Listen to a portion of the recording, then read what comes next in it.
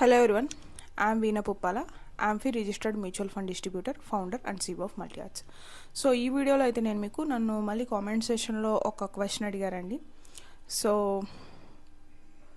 Nagarjuna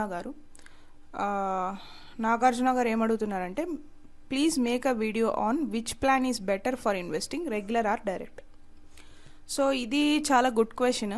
so నేను already video చేశాను ఈ టాపిక్ మీద, రెగ్యులర్ ఫండ్స్ డైరెక్ట్ ఫండ్స్ అని చెప్పి. బట్ క్లియర్గా ఇంకొకసారి ఇన్వెస్టర్ వర్షన్లో ఏది చూస్ చేసుకుంటే బెటర్ అనే కాన్సెప్ట్స్ని క్లియర్గా ఎక్స్ప్లెయిన్ చేస్తాను. సో వీడియో అయితే లాస్ట్ దాకా చూడండి. అండ్ వన్ ఇంపార్టెంట్ థింగ్ అండి, సో ఎవ్రీ వీడియోకి చాలా ఎఫర్ట్ పెట్టి చేస్తున్నాం నేను అండ్ మా team members. So the only encouragement will get from you people is the subscription. So మీరు కనుక సబ్స్క్రైబ్ చేసినట్టయితే డెఫినెట్గా ఇంకా ఎక్కువ వీడియోస్ చేసి ఇంకా ఎక్కువ ఎఫర్ట్ పెట్టడానికి స్కోప్ ఉంటుంది. So please do subscribe. And 1000 మార్క్ని రీచ్ అవ్వాలనుకుంటున్నాం. వితౌట్ యువర్ సపోర్ట్ అదైతే పాసిబుల్ అవ్వదు. So coming to the topic, direct funds, regular funds. So first of all direct funds, regular funds discuss చేయడానికి ముందు అసలు ఎన్ని టైప్స్ ఆఫ్ ఫండ్స్ ఉన్నాయి mutual ఫండ్స్లో, ఎస్పెషలీ కేటగిరీస్ కింద అనేది నేను ఎక్స్ప్లెయిన్ చేస్తాను. సో 4 ఉన్నాయండి. ఫస్ట్ వచ్చేసి మనకి direct growth, direct dividend, regular growth, regular dividend. Okay, so ఇలా 4 కేటగిరీస్ ఉన్నాయి. అంటే డైరెక్ట్ కింద 2 కేటగిరీస్ ఉన్నాయి, విత్ గ్రోత్, డివిడెంట్. రెగ్యులర్ కింద 2 కేటగిరీస్ ఉన్నాయి, గ్రోత్, డివిడెంట్. సో గ్రోత్ అంటే ఏంటంటే మన ఎన్ఏవి అనేది, మన ప్రాఫిట్స్ ఏదైతే వస్తున్నాయో అది మళ్ళీ రీఇన్వెస్ట్ అవుతూ ఎన్ఏవి అనేది గ్రో అవుతుంది. ఓకే, సో డివిడెంట్ అంటే ఏంటంటే డివిడెండ్స్ ఏదైతే మనకు గ్రోత్ వస్తూ ఉంటుందో అది మంత్లీ డివిడెండ్స్ రూపంలో ఎన్ఏవిలోనే కట్ అయ్యి మనకి అమౌంట్ అనేది క్రెడిట్ అయ్యింది. నేనైతే ఇప్పటి వరకు ఎప్పుడు డివిడెంట్ ఫండ్స్ అనేవి ఇన్వెస్ట్ చేయలేదు. ఎందుకంటే నేను నా లెర్నింగ్స్లో మెయిన్లీ మనకు తెలిసింది ఏంటి అంటే గ్రోత్ బెస్ట్ అని చెప్పారు. సో మీరు రెగ్యులర్ గ్రోత్లో కానీ డైరెక్ట్ గ్రోత్లో కానీ ఇన్వెస్ట్ చేయాలి. ఓకే, సో ఇప్పుడు ఇంకో మెయిన్ క్వశ్చన్, అసలు ఏంటి డైరెక్టా రెగ్యులరా? సో గ్రోత్ అనేది ఫిక్స్డ్, డైరెక్ట్ అయినా రెగ్యులర్ అయినా.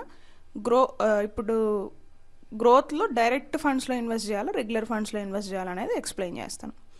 So first of all direct funds అంటే ఏంటంటే అండి, మనకి మ్యూచువల్ ఫండ్స్ ఇన్వెస్ట్ చేయడానికి ఇదివరకటి రోజుల్లో మెయిన్లీ మెజారిటీ పీపుల్ ఏంటంటే డైరెక్ట్ ఫండ్స్ ఇన్వెస్ట్ చేయడానికి లేవు ప్లాట్ఫామ్స్. ఎక్కువ 1 or 2 ప్లాట్ఫామ్స్ ఉన్నాయి. జస్ట్ 10-15 ఇయర్స్ బ్యాక్ నుంచే ఈ డైరెక్ట్ ఫండ్ ఎవల్యూషన్ అనేది స్టార్ట్ అయింది. అంతకుముందు అన్నీ కూడా రెగ్యులర్ ఫండ్సే. ఓకే, సో ఈ డైరెక్ట్ ఫండ్ అంటే ఇప్పుడు మీరు బ్యాంక్స్లోకి వెళ్ళి లేకపోతే థర్డ్ పార్టీ యాప్స్లోకి వెళ్ళి మీరు ఇన్వెస్ట్ చేసింటే అవన్నీ కూడా రెగ్యులర్ ఫండ్సే. సో నాకు తెలిసినంత వరకు ఈ డైరెక్ట్ ఫండ్స్ వచ్చి ఒక 15 ఇయర్స్ అలా ఉండొచ్చు అంతే. అంతకుముందు అంతా కూడా రెగ్యులర్ ఫండ్సే. అసలు ఎందుకు ఈ డైరెక్ట్ ఫండ్స్ వచ్చినాయి అంటే పీపుల్కి బేసిక్ నాలెడ్జ్ అనేది మ్యూచువల్ ఫండ్స్ మీద క్రియేట్ అయింది over a period of time. ఇప్పుడు ఏంటంటే డూ ఇట్ యువర్ సెల్ఫ్. ఈ డైరెక్ట్ ఫండ్స్ ఏంటంటే డూ ఇట్ యువర్ సెల్ఫ్. మీరు మీ పోర్ట్ఫోలియోని మీరే మేనేజ్ చేసుకుంటూ, మీరే ఇన్వెస్ట్ చేసుకుంటూ, మీరే రిడీమ్ చేసుకుంటారు, అన్నీ మీరే చేసుకుంటారు. ఇందులో రెగ్యులర్ ఫండ్స్లో ఏంటి అంటే మీకు ఒక ఎంఎఫ్డి ఉంటారు, అంటే ఒక concern person to ask questions. ఇప్పుడు మీకు ఏదైనా ఒక ప్రాబ్లం వచ్చింది, యాక్టివేషన్ అవ్వట్లేదు, లేదంటే ఎస్డబ్ల్యూపీ పెట్టుకోవాలనుకుంటున్నారు, లేదంటే ఫండ్ యాడ్ చేయాలనుకుంటున్నారు, అప్పుడు మీరు ఎవరిని అడగలేరు. సజెషన్స్ కానీ ఇన్వెస్ట్మెంట్స్ ఇన్పుట్స్ ఏమన్నా కావాలంటే మీరు ఎవరిని అప్రోచ్ అవ్వలేరు. కానీ మీరు ఎంఎఫ్డీస్ త్రూ వెళ్తే ఏంటంటే which is a regular funds, MFDs ఉంటారు. మ్యూచువల్ ఫండ్ డిస్ట్రిబ్యూటర్స్ ఇన్వాల్వ్ అయితే regular funds, mutual fund distributors involve అవ్వకపోతే డైరెక్ట్ ఫండ్స్. కానీ మీరు బ్యాంక్స్లో పెడుతుంటే అక్కడ మీకు బై డిఫాల్ట్ ఎంఎఫ్డి అలొకేట్ అయిపోతారు. బ్యాంక్స్లో ఎక్కడన్నా మీరు మ్యూచువల్ ఫండ్స్ పెడుతుంటే అవన్నీ కూడా రెగ్యులర్ ఫండ్సే. సో మనకు డైరెక్ట్ ఫండ్స్ ఆఫర్ చేస్తున్నవి కూడా చాలా తక్కువ ఉన్నాయి కంపెనీస్. గ్రో కానీ, ఈటీ మనీ ఒక ప్లాట్ఫామ్, ఇవన్నీ డైరెక్ట్ ఫండ్స్ని ప్రొవైడ్ చేస్తుంది. రెగ్యులర్ ఫండ్స్ చాలా ప్లాట్ఫామ్స్ ప్రొవైడ్ చేస్తున్నాయి. ఎందుకంటే చెప్పాను కదా, సో ఎప్పటి నుంచో రెగ్యులర్ ఫండ్స్ ఉన్నాయి, డైరెక్ట్ ఫండ్స్ అనేవి లేవు, రీసెంట్గా వచ్చాయి. ఓకే, సో మెయిన్లీ ఇప్పుడు స్ట్రాంగ్ ప్లాట్ఫామ్స్ 2 or 3 ఉన్నాయి, అంతకన్నా ఎక్కువ అయితే లేవు. సో రెస్ట్ ఆఫ్ అన్ని ప్లాట్ఫామ్స్ కూడా రెగ్యులర్ ఫండ్సే ప్రొవైడ్ చేస్తున్నాయి. సో ఇప్పుడు రీసెంట్ వచ్చిన ట్రెండ్ ఏంటంటే why to have some advisor, మనకి not necessarily advisor, why to have some distributor in between, మనకి ఎందుకో అని చెప్పి ఆ డిస్ట్రిబ్యూషన్కి ఒక పోర్షన్ ఆఫ్ అమౌంట్ వెళ్తుంది. మీరు రెగ్యులర్ ఫండ్స్లో ఇన్వెస్ట్ చేస్తే ఎంత పోర్షన్ అనేది కూడా మీకు ఐడియా రావాలి. సో ఎంత పోర్షన్ అంటే యూజువల్గా మనకి ఎవ్రీ ఫండ్ ఇన్వెస్ట్మెంట్కి డిఫరెంట్ స్ప్లిట్టింగ్ 0.5 0.6, 0.002, 0.003 అలాగ వెళ్తూ 0.7, 0.8 కూడా ఉంటుంది, which is less than 1 rupee. Okay, so maximum average తీస్తే, ఈ ఫండ్స్ని అంతా యావరేజ్ తీస్తే మనకి 0.5 రావడానికి స్కోప్ ఉంటుంది. ఇఫ్ ఇన్ కేస్ వాళ్ళు లిక్విడ్ ఫండ్స్లోనో కమోడిటీస్లో కాకుండా స్ట్రాంగ్ ఈక్విటీ ఫండ్స్లో ఇన్వెస్ట్ చేస్తే. ఓకే, సో ఎంత ఇది డిస్ట్రిబ్యూషన్ ఇలా ఉంటుందండి. ఎంత అని మీరు ఎగ్జాక్ట్గా అంటే చాలా తక్కువ అండి అది, ఇన్ఫ్యాక్ట్ అసలు ఏం రాదు.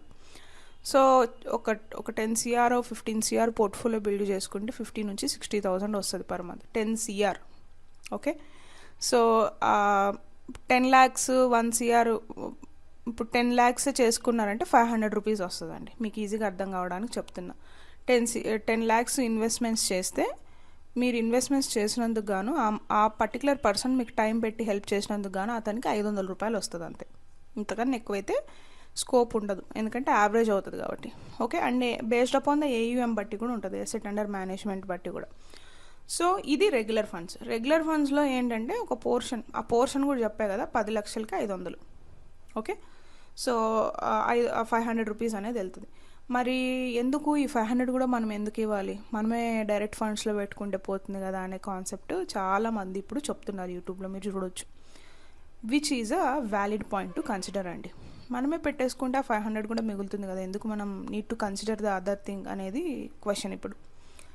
సో ఇప్పుడు ఏంటంటే మెయిన్లీ నేను నా జర్నీ స్టార్ట్ చేసినప్పుడు 2020 నేను కూడా డైరెక్ట్ ఫండ్స్లోనే పెట్టా. ఓకే, ఇప్పుడు అన్ని రెగ్యులర్ ఫండ్స్లో పెడుతున్నా, నేను చెప్తాను అది ఎందుకు చేశాను అనేది కూడా. సో 2018లో నా ఇన్వెస్ట్మెంట్స్ నేను స్టార్ట్ చేసినప్పుడు నాకు జీరో గైడెన్స్. ఇలాగ ఒక MFDs ఉంటారని కూడా నాకు తెలియదు. నేను చాలా మిస్టేక్స్ చేశాను ఇన్వెస్ట్ చేస్తున్నప్పుడు, పెట్టడం తీయడం తెలిసిన ఎక్కడో విని పెట్టడం, అది ఎన్ని రోజులు హోల్డ్ చేయాలో తెలియకపోవడం ఇలాగా. సో మీకు కరెక్ట్ MFD అంటే మీ ప్రాపర్గా మీ పోర్ట్ఫోలియో చూసుకునే MFD ఉంటేనే బెటర్. ఎందుకు బెటర్ అంటున్నానంటే not everyone have a knowledge of the mutual funds అండి. NAV ఏంటి, యూనిట్స్ ఏంటి, SWP ఏంటి, స్విచ్ ఏంటి, STP ఏంటి, యూనో ఇవన్నిటి గురించి తెలియదు. హోల్డింగ్ ఎంత ఉంది, ఎగ్జిట్ లోడ్ ఎంత ఉంది, రేషియో ఎంత ఉంది, నెక్స్ట్ పర్ఫార్మెన్సెస్ ఎలా ఉన్నాయి, ఫండ్ షఫ్లింగ్ చేసినప్పుడు పర్సంటేజ్ ఎలా మారుతుంది, ఇవన్నీ కూడా ఎవరు చూసుకోలేరు. సో ఈ MFDs ఏంటంటే their duty is to look after all these things. Okay, with the right MFD. Okay, so వాళ్ళు ఇవన్నీ చూసుకుంటూ మీకు ఏది మీ ప్రొఫైల్ మీ పోర్ట్ఫోలియో బిల్డింగ్ అనేది వాళ్ళు చేస్తారు. Okay, that's what I do. నేను చేసేవి చెప్తున్నా యాజ్ MFD. సో నేను ఈ డైరెక్ట్ కన్నా రెగ్యులర్ బెటర్ అని ఎందుకు అంటున్నానంటే డైరెక్ట్ వాటిల్లో ట్రాక్ చేయడం అవ్వదండి.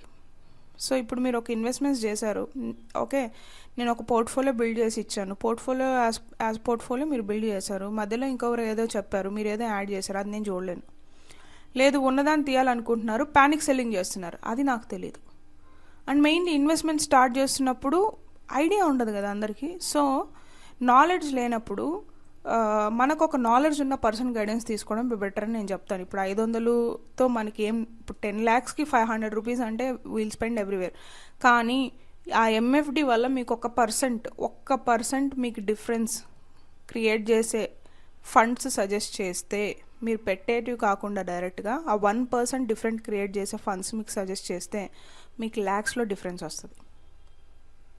సో ఆ 500 రూపాయలు 10 లక్షలకి, నేను లక్షకి మాట్లాడితే మీరు 1 lakh ఇన్వెస్ట్ చేస్తే 50 రూపాయలు వస్తుంది. 50 నుంచి 70 based upon the funds averaging కాబట్టి.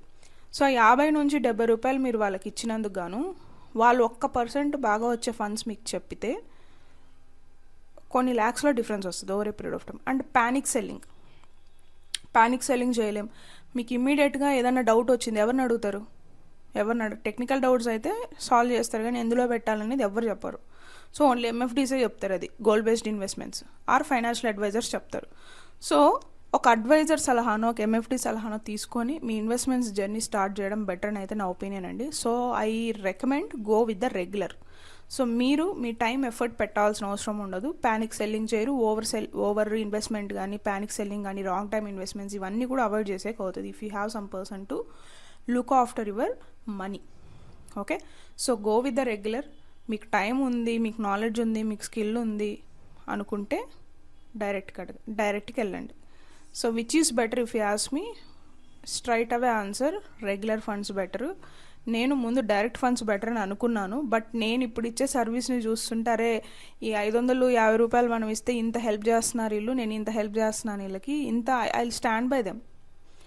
సో అంత అంత మనకు పొటెన్షియల్ సర్వీస్ ఇస్తున్నప్పుడు why should not have one person to look after our investments. మన ఇన్వెస్ట్మెంట్స్ చూసుకోవడానికి ఒక పర్సన్ ఉంటే బెటరే కదా. అండ్ నోయింగ్లీ ఆర్ అన్నోయింగ్లీ మీరు బ్యాంక్లో మ్యూచువల్ ఫండ్స్ చేస్తున్నారంటే all are regular funds. So 95% of funds are regular funds అండి. మీరు తెలియకుండా ఇన్వెస్ట్ చేసినా, బ్యాంక్స్లో చేసినా, ఎక్కడ చేసినా రెగ్యులర్ ఫండ్సే. సో ఒక ఇండివిజువల్ ఎంఎఫ్డితో మీరు అప్రోచ్ అయ్యి చేస్తే మీకు కనెక్టివిటీ ఇవన్నీ ఉంటాయి కాబట్టి so you can consider those things. Go with the regular, that to the MFDs మీకు యాక్సెస్ ఉంటే రెగ్యులర్తో వెళ్ళండి. Okay, so all investments, bank investments ఇవన్నీ కూడా are regular funds. Only few platforms ఇప్పుడు డైరెక్ట్ ఫండ్స్ ఇస్తున్నాయి, which is your call. Regular డైరెక్ట్కి difference చెప్పాను, ఏది బెటర్ అనే నా ఒపీనియన్ ఇచ్చాను. బట్ మీకు ఏది బెటర్ అనిపిస్తే అదైతే చేయండి. అండ్ డెఫినెట్గా ఛానల్కి అయితే సబ్స్క్రైబ్ చేయండి. అండ్ మీరు టైం ఉంది, ఎఫర్ట్ పెడతారంటే go with the direct. Maximum అన్ని రెగ్యులర్ ఫండ్సే ఉంటాయి, చెప్పా కదా, డైరెక్ట్ ఈ మధ్య వచ్చాయి. సో దట్స్ ఇట్ అండి. ఐ హోప్ ఈ వీడియో మీకు హెల్ప్ఫుల్ అయిందని అనుకుంటున్నాను. నేనైతే మొత్తం అన్ని డైరెక్టే చేశాను ఫస్ట్లో, I'm frankly telling. Later on ఇప్పుడన్నీ నేను రెగ్యులర్కి మూవ్ చేసుకున్నాను. Regular in the sense I monitor my own profile and I recommend regular because of the time and effort what they are keeping and to ask some questions ఎవరినైనా అడగడానికి.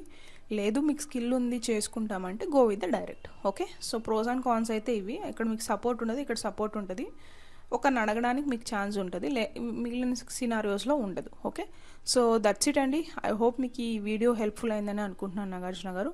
So మీరు watch చేస్తుంటే డెఫినెట్గా give me the like and share your view. మీకు comment చేయండి ఎలా అనిపించింది వీడియోని. ఇంకా ఏమైనా వీడియోస్ కావాలనుకుంటున్నారు మీరు ఎవరన్నా అయితే కామెంట్ చేసినట్టయితే ఆ రిలేటివ్ వీడియోస్ నేను చేయడానికి ట్రై చేస్తాను. సో దట్స్ ఇట్ అండి. Thank you once again and please do subscribe. Mutual fund investments are subjected to market risk. Before investing, please read all scheme related documents carefully. This video is only for the educational purpose. If you want to invest, please do research and invest.